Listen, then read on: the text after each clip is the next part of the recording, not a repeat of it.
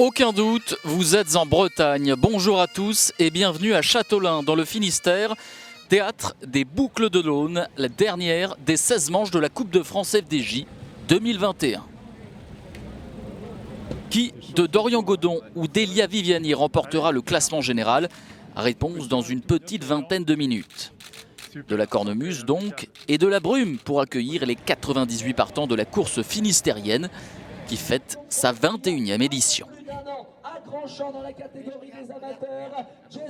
La veille, le Grand Prix du Morbihan a resserré l'écart de points entre le leader de la Coupe de France FDJ Dorian Godon et Elia Viviani, troisième de l'épreuve derrière Arne Marit et Brian Coquard.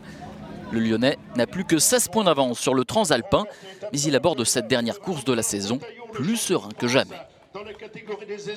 Là, c'est quand même un terrain qui me correspond bien un peu plus, donc j'espère que la course va être très dure et que ça va faire mal toute la journée, que ça va être, qu'il n'y aura pas beaucoup de mecs à l'arrivée et que voilà, ça va faire une belle bataille. On va essayer de dynamiter le plus tôt possible pour que ça soit une course usante, quoi. Hier, ça roulait vite, mais j'en ai fait le moins possible. C'était pas très dur, à part le sprint. Je serai encore mieux, je pense, aujourd'hui que hier. Ça marche. Allez, autant dire qu'Elia Viviani va devoir se faire mal aux jambes pour rester dans les roues. Lui qui a sans doute laissé passer sa chance la veille dans le Morbihan. J'ai probablement commencé mon sprint une seconde trop tard. Je n'ai pu faire mieux que troisième. J'ai laissé passer ma chance hier, mais aujourd'hui c'est encore possible. 16 points, ce n'est pas grand-chose. Le parcours est plus difficile que la veille. Ce sera dur pour moi, mais on ne sait jamais. Si je suis ici, c'est parce que je me sens capable de gagner la Coupe de France. Le parcours des Boucles de l'Aune est, il est vrai, plus vallonné que celui du Grand Prix du Morbihan, ce qui n'est pas pour déplaire à Brian Coquard qui dispute sa dernière course avec l'équipe BNB Hotel avant d'aller rejoindre Cofidis Solutions Crédit la saison prochaine. C'est sûr qu'hier c'est une déception, après il faut basculer sur autre chose. On a une belle course aujourd'hui, très sélective. J'ai dû déjà faire 5e une fois ici, mais c'est un parcours très difficile. On va essayer de bien manœuvrer. Je pense qu'attendre, c'est pas la meilleure solution sur ce parcours-là. On a vu pas mal de fois, en tout cas ces dernières années, des gros groupes qui sortent directement et qui jouent la victoire, et c'est impossible de revenir derrière. Donc je pense qu'on va avoir une manière un peu offensive et on essaiera de jouer fin dans le final. En espérant battre, si sprint il y a, le Belge Arne Marit, 22 ans, vainqueur surprise du Grand Prix du Morbihan, son premier succès chez les pros. Je ne m'y attendais pas, mais ces dernières semaines, j'avais montré que j'étais en bonne forme, en prenant la 7e place de Paris-Tours notamment. Les choses se passent bien pour le moment, j'espère que ce sera encore le cas aujourd'hui. Je n'ai pas passé une très bonne nuit. Combien d'heures vous avez dormi ? 5 heures, quelque chose comme ça. À 2 heures du matin, j'étais encore en train de regarder par la fenêtre. Pour le moment, ma forme est vraiment bonne, donc je peux me surpasser encore plus que sur d'autres courses. Pourquoi pas gagner, on verra.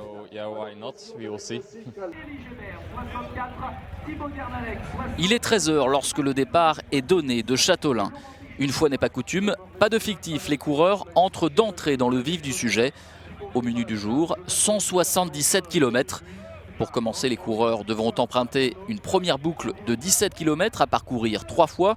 Ensuite, une deuxième de 20 km, là aussi à couvrir à 3 reprises, avec notamment la côte de Ménez-Callec et ses 3 km à 6% de pente moyenne. Il leur restera alors 65 km à parcourir, soit 8 tours de 8,1 km, avec une arrivée située au même endroit que le départ, sur la Grand Rue de Châteaulin. Et des premières attaques, déjà avec un coureur de l'ambitieuse formation norvégienne Uno X, Lars Søkstad. Dans sa roue, le jeune stagiaire de l'équipe Arkea Samsic, Mathis Lebert, originaire de Saint-Brieuc dans les Côtes-d'Armor. Et une relance, celle d'un coureur de l'équipe belge Tarteletto Isorex. Il s'agit de Julien Van den Brand, qui n'est autre que le demi-frère de l'ancien pro Jérôme Bonny, triple vainqueur de la course des raisins. Et un coureur de l'équipe de France en contre. Il s'agit de Maxime Rio qui s'apprête à faire la jonction alors que le ciel du Finistère peine pour l'instant à se dégager.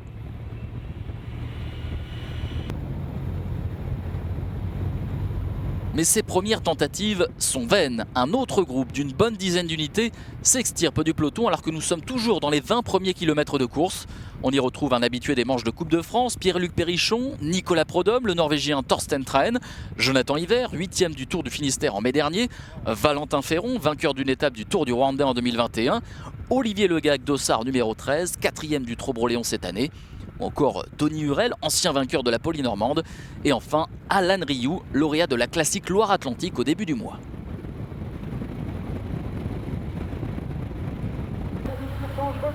Mais le groupe s'épaissit sous l'impulsion de Valentin Madoise qui collectionne les places d'honneur depuis quelques temps. Le local de l'épreuve est rentré en compagnie de Julien Antomarchi qui à 37 ans dispute sa dernière course chez les professionnels. Il y a aussi le belge Stan de Wolf de l'équipe AG2R Citroën qui a lui aussi fait la jonction au même titre que son compatriote Jens Reinders de la formation Sport Vlaanderen baloise. On retrouve également Elie Gébert, Morten Houlgaard, Emmanuel Morin, Timo Willems et Brian Coquard. Tiens, pour sa dernière course avec les Men in Glass, le coq espère enfin lever les bras en 2021 au lendemain de sa deuxième place sur le Grand Prix du Morbihan. Et Samuel Leroux à l'image qui est également présent dans ce groupe de costauds. Le nordiste est en forme, il a notamment terminé 13e d'un Paris-Tour très difficile récemment.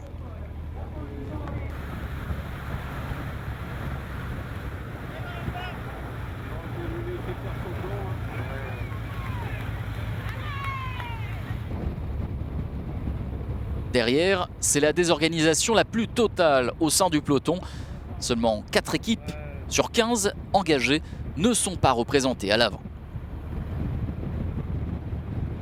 Et on voit une attaque, il s'agit de celle du Suisse Alexandre Balmer de la formation Groupama FDJ qui fait partie initialement de la Continentale. Le Suisse tente de rejoindre ses équipiers à l'avant, Le Gac, Madoise, Guglielmi et Vandenberg. Et la tâche s'annonce compliquée. Cette année, le Longiligne Helvet a notamment terminé 9e de la Ronde de l'Isère et plus récemment 11e du Tour de Vendée. Au total, ils sont donc 28 coureurs à l'avant. La formation la mieux représentée, c'est la Total Energy qui a placé 4 hommes, Mathieu Burgodeau, Fabien Doubet, Valentin Ferron et Julien Simon. Et l'entente dans ce groupe n'est pas des plus cordiales. Alors certains ont trouvé la parade. Alors qu'il reste plus de 110 km à couvrir, un quatuor se dégage du groupe de 28. On y retrouve 3 Français, Pierre-Luc Périchon, Simon Guglielmi et Valentin Ferron, et un Belge, Stan de Wolf. Derrière, Jonathan Hiver se met au service de Brian Coquard dans le but de reprendre le quatuor de tête.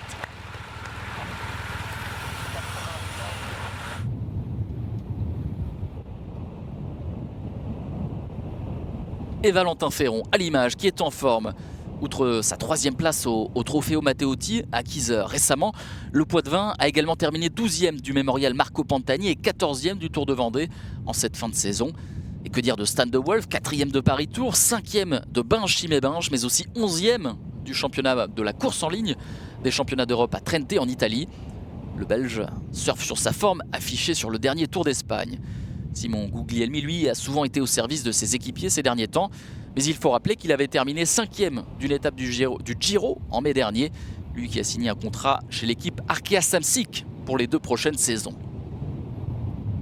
Enfin, Pierre-Luc Périchon, lui, court après son 3e succès professionnel. Cette année, l'ancien vainqueur de la Polynormande a signé 4 top 10, dont une 2e place sur Paris-Camembert, course qu'il avait remportée en 2012.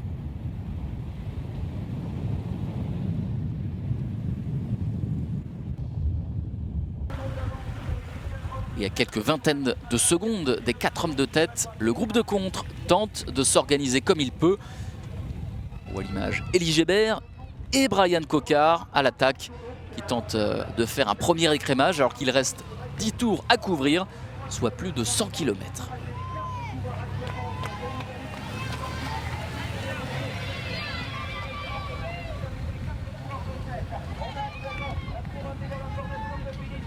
Et Julien Antomarchi qui se fait discret à l'arrière de ce groupe de contre. Et le dossard numéro 2, vous l'aurez certainement reconnu, il s'agit de Michael Cherel, victime d'un grave accident l'hiver dernier à l'entraînement. Le Normand retrouve des couleurs après avoir bouclé sa 6e Vuelta à la 45e place au début du mois de septembre dernier. Puis vous apercevez également un coureur de l'équipe nationale française, c'était Ewen Kostiou, 3e d'une étape du Tour de Bretagne récemment.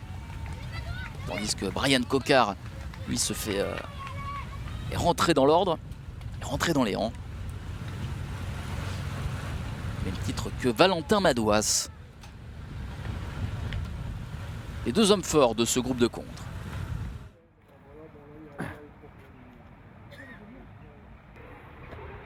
Et pendant ce temps-là, les 4 hommes à l'avant, eux, ne se posent pas de questions. Eux qui longent actuellement l'Aulne, dans la commune de Châteaulin.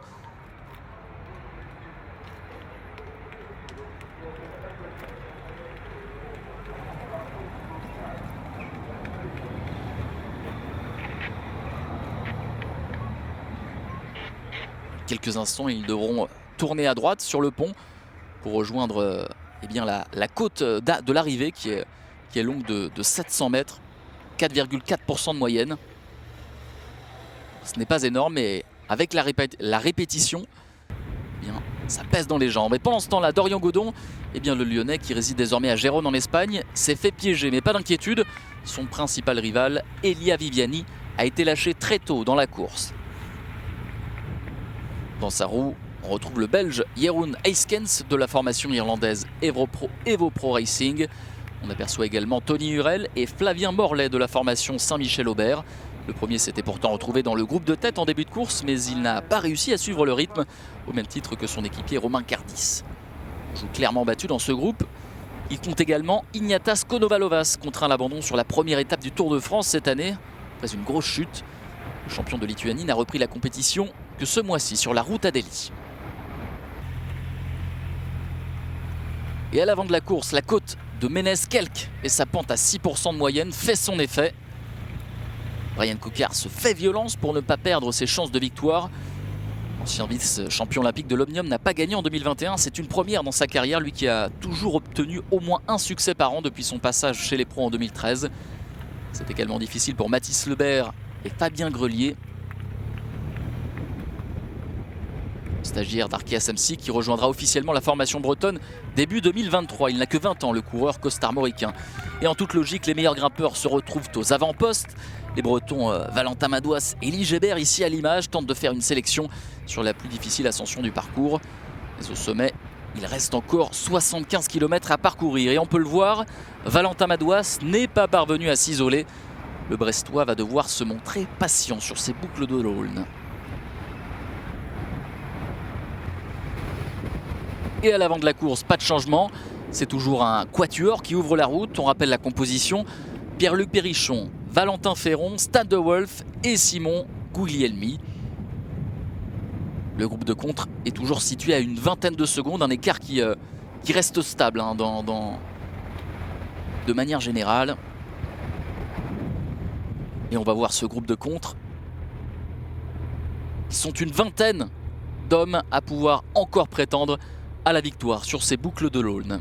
Et on voit que ce n'est pas très bien organisé. Pas très bien organisé derrière.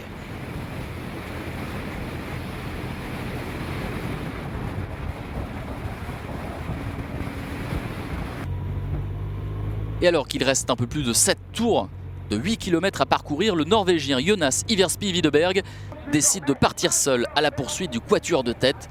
Champion d'Europe Espoir l'an passé, le coureur de Uno X s'est récemment imposé sur Paris Tour chez les Espoirs. Il rejoindra l'an prochain l'équipe de Romain Bardet, la formation allemande DSM. Et le Norvégien trouve un renfort de poids en la personne de Julien Antomarchi qui, après 11 ans de professionnalisme, s'apprête à tirer sa révérence après ces boucles de l'Aulne. Antomarchi-Widerberg, duel de génération, le Marseillais compte 15 années de plus que le Scandinave.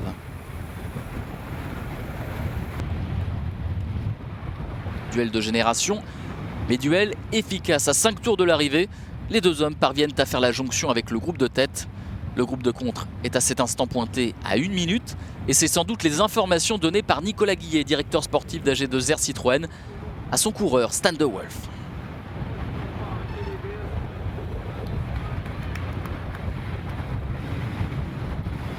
Et on peut le voir, Simon Guglielmi, lui, ne collabore pas, contrairement à ses autres compagnons de fugue. La meilleure chance de victoire à la Groupama FDJ se trouve à l'arrière, c'est évidemment Valentin Madouas.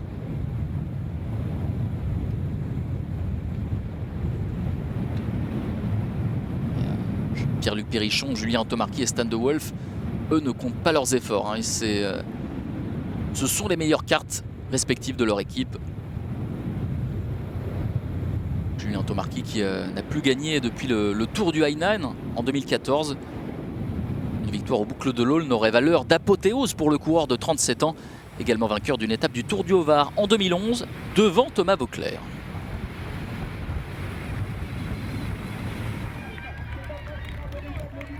« 16 km à parcourir désormais, soit 2 tours de circuit. Et Stan de Wolf qui relance encore une fois l'allure. Impressionnant, le vainqueur de Paris-Roubaix Espoir en 2018. Valentin Ferron s'accroche. Mais il est à la limite, le coureur de la formation Total Energy. Valentin Ferron qui avait terminé deuxième de la Polynormande en 2019 alors qu'il n'était encore que stagiaire dans l'équipe de Jean-René Bernodeau. Et on peut le voir, le trou est fait avec les autres coureurs du groupe de tête.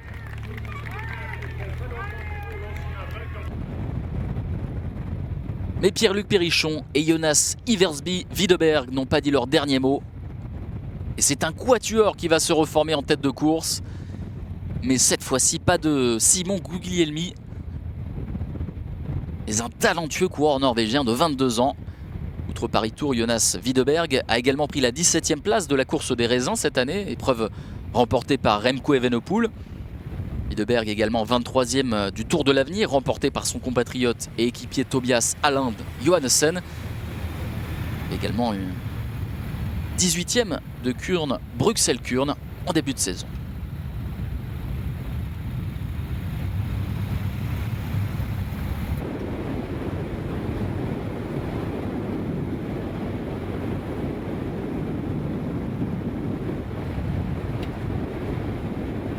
On jette les dernières forces dans la bataille pour Pierre-Luc Périchon et Stan de Wolf. Valentin Ferron également. Très belle course du coureur de la formation Total Energy.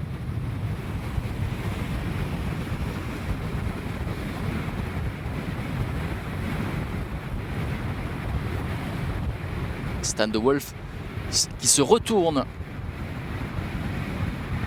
Il reçoit sans doute le groupe de contre, pas loin derrière. Et on le voit, ce groupe de contre qui est revenu à un tour de l'arrivée. À un tour de l'arrivée, mais ce n'est pas suffisant pour saper le moral de Stan de Wolf. Coureur au premier plan et qui relance une énième attaque pour le coureur belge sur un faux plat montant à 7 km de la ligne. Et là, personne ne peut le suivre. Mathieu Burgodeau est un peu juste. Valentin Madouas essaie à son tour. Et le Brestois est marqué par ses compagnons. Ses compagnons d'échappée. Et ça se relève derrière.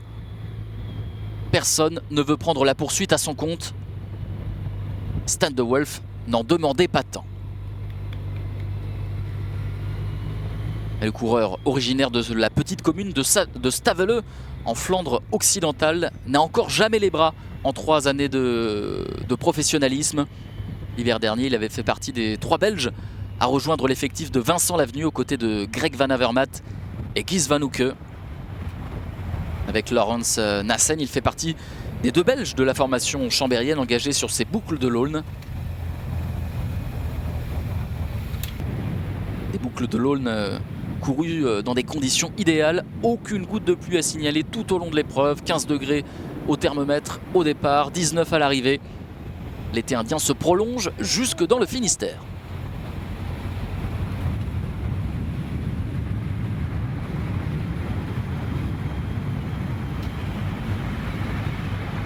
Et pour Stan de Wolf, Chatelain se rapproche aussi bien que son premier succès professionnel. Le Belge est parti pour signer la 12e victoire de l'équipe AG2R Citroën en 2021. Fin janvier, Aurélien Paré-Peintre avait offert à la formation chambérienne son premier succès de la saison sur le Grand Prix La Marseillaise, première manche de la Coupe de France FDJ. Stan de Wolf s'apprête à boucler la boucle sur les boucles de l'Aulne. Ça ne s'invente pas.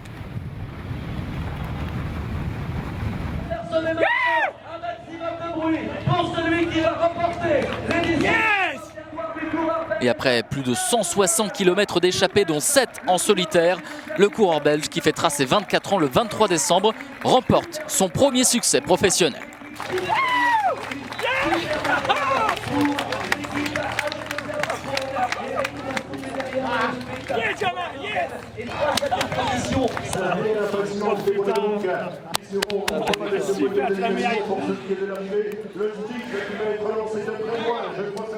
Et 36 secondes après le vainqueur de l'épreuve, un groupe de 6 se dispute les accessites au sprint. Et c'est Valentin Madouas, vainqueur de la Polynormande en août, qui se montre le plus rapide. Le Finistérien devance ses deux compatriotes Mathieu Burgodeau et Laurent Pichon au terme d'une course complètement folle. J'ai fait beaucoup de places d'honneur en cette fin de saison. C'est dommage de ne pas remporter une course. Celle-là, je pense qu'elle a été accessible. Après, voilà, il y a eu des physionomies de course qui ont été pas forcément à notre avantage. Et on est sorti avec un gros groupe dès le départ. Et après, il y a eu un marquage entre nous.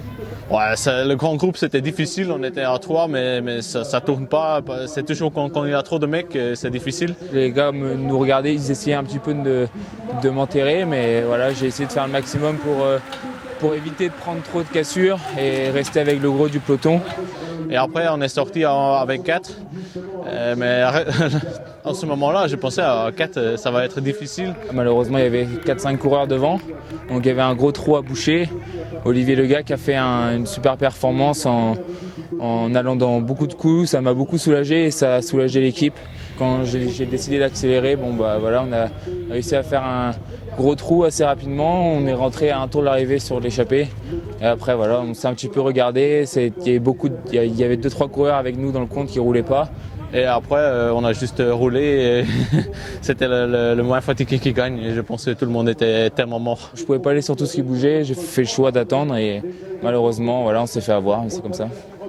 Le Breton termine donc 2e des boucles de l'Aulne et 3e du classement général de la Coupe de France FDJ, signe d'une certaine régularité. Mathieu Burgodeau, lui, égale son meilleur résultat sur une course professionnelle, lui qui avait terminé 3e de la Coppa Sabatini en septembre. Dans le top 10 de ces boucles de l'Aulne, on compte pas moins de 6 Français, avec notamment Pierre-Luc Périchon, Valentin Ferron et Romain Cardis. La formation norvégienne Uno X place 2 coureurs dans ce top 10, Thorsten Train ainsi que Jonas Iversby Widerberg. Passé professionnel en 2019 dans la formation Lotto Soudal, Stan de Wolf est le 2e Belge à s'imposer sur ces boucles de l'Aulne après Johan Koenen en 2006. Récemment, il avait pris respectivement la 5e puis la 4e place de Binche-Chimay-Binche et de Paris-Tours. Merci pour les récompenses. Applaudissements, mesdames, messieurs, pour les 3 premiers. J'étais pas loin Tour de Wallonie. Et après quelques courses aussi que j'ai fait tellement bien, par exemple à Denain. Mais j'ai manqué Paris-Tours. Mais j'ai manqué la victoire. Et c'est bien de finir la saison avec une victoire. Donc, Bravo Matt! T'as costaud gamin! Et tu gagnes? Ouais. Car un bonheur n'arrivant jamais seul, Dorian Godon, 26e à l'arrivée, s'adjuge le classement général de la Coupe de France FDJ 2021, sans même avoir été inquiété par Elia Viviani, contraint à l'abandon sur ses boucles de l'Aulne. C'était une course de folie. Moi, je me suis un peu enterré avec lui en début de course et voilà, il y avait des bonnes cartes à jouer. Puis j'ai essayé de ressortir derrière, mais j'ai fait beaucoup d'efforts et j'étais vraiment mort à la fin. Et il y avait Stan qui a vraiment bien conclu le boulot. Il a fait une course tout à l'avance, c'est ce qu'il fallait faire, avoir toujours un coup d'avance. Et voilà, il était monstrueux. Tout le travail qu'il fait pour l'équipe toute l'année, c'est récompensé par cette super belle victoire. Donc je suis vraiment content. C'est une journée au top pour nous. Et je suis content de terminer la saison avec la Coupe de France. C'est top. Dorian Godon s'impose donc avec 16 points d'avance sur Elia Viviani et 53 sur Valentin Madouas. 4 autres coureurs français figurent dans ce top 10, Benoît Cosnefroy, Arnaud Desmar, Pierre-Luc Périchon et Jason Tesson. Et enfin, carton plein pour la formation AG2R Citroën qui remporte le classement par équipe de cette Coupe de France FDJ. La Coupe de France FDJ 2021, c'est fini. Place aux vacances pour tous les coureurs. Merci à eux et à tous les bénévoles présents sur les différents événements. Rendez-vous à l'année prochaine, le 30 janvier, pour le Grand Prix d'ouverture La Marseillaise. À bientôt. Merci beaucoup à Dorian Godon.